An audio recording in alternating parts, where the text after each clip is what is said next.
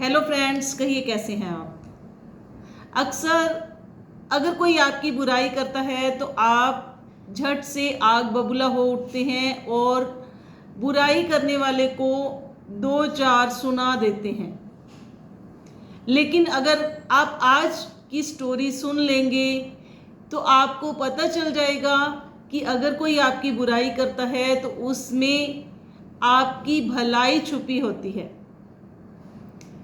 तो एक बार क्या होता है कि एक राजा होते हैं जो कि दान पुण्य में विश्वास नहीं रखते हैं, भक्ति भावना में विश्वास नहीं रखते हैं। तो उनके राज्य में एक बार एक साधु महात्मा जी आते हैं। उन्हें पता चलता है राजा के बारे में कि उनकी ऐसी सोच है।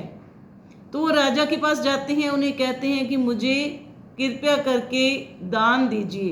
तो राजा ने कहा कि मैं दान देने में विश्वास नहीं रखता हूँ, मैं तुम्हें दान नहीं दूंगा। मैं किस लिए तुम्हें दान दूं? अगर मैं तुम्हें दान दूंगा तो इसमें मेरी क्या भलाई है। तो साधु महात्मा ने कहा कि मैं एक भिक्षुक के रूप में हूँ, हमारा काम ही भिक्षा मांगना है, कृपया करके आप मुझे दान दीजिए। तो साधु महात्मा से राजा ने कहा कि मैं तुम्हें दान नहीं दूंगा। तो इतने में उनकी बातचीत में पास में उनके जो राजा का घोड़ा खड़ा था उसने लीद कर दी। तो साधु महात्मा ने राजा से कहा कि ये तुम्हारे किसी काम की नहीं है, तो तुम इसे ही मुझे दे दो। तो राजा ने सोचा कि ये ऐसे नहीं मानेगा। उसने अपने दोनों हाथों से वो लीद घोड़े की उठाई और उस संत को दे दी।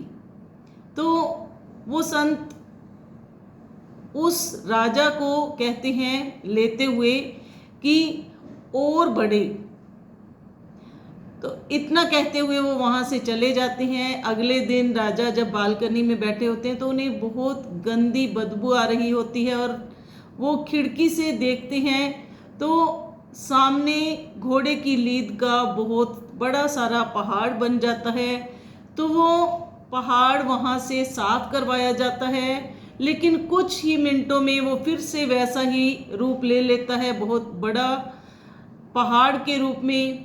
उसे बार बार साफ करवाने के बाद भी वो वैसा ही वहीं पर बन जाता है। फिर उसे ध्यान आता है कि कल एक साधु महात्मा जी मेरे पास आए थे तो मैंने उन्हें लीद दान के रूप में दी थी, उनकी जिद पर। तो जाते जाते उन्होंने कहा था कि और बढ़े।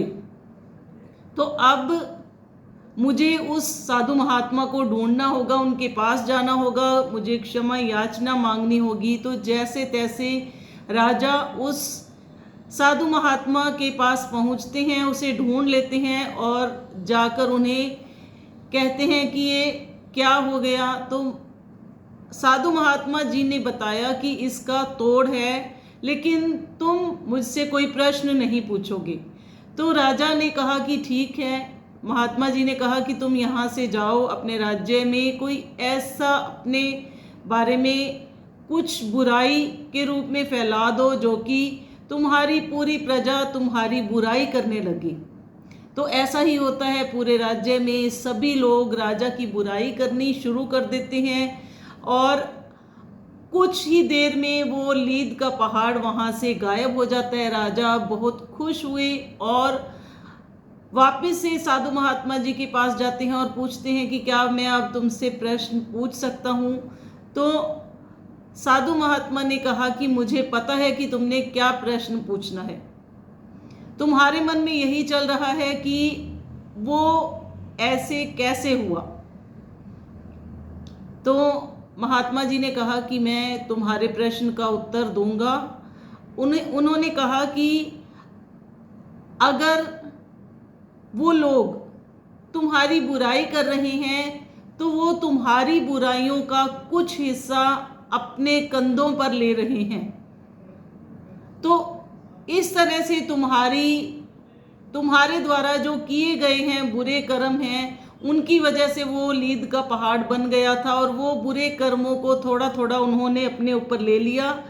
और इस तरह से तुम्हारी बुराई तुम्हारे कर्मों से दूर हो चुकी है। और अब ऐसा इसीलिए हुआ है, अब राजा को सारी बात समझ आ चुकी थी। तो ये छोटी सी स्टोरी हमें बहुत बड़ी शिक्षा देती है कि अगर कोई बिना मतलब के ही हमारी बुराई करे चलता है तो हमें उसका बुरा नहीं मानना चाहिए, बल्कि उसे अपने पाप धोने का मौका देना चाहिए।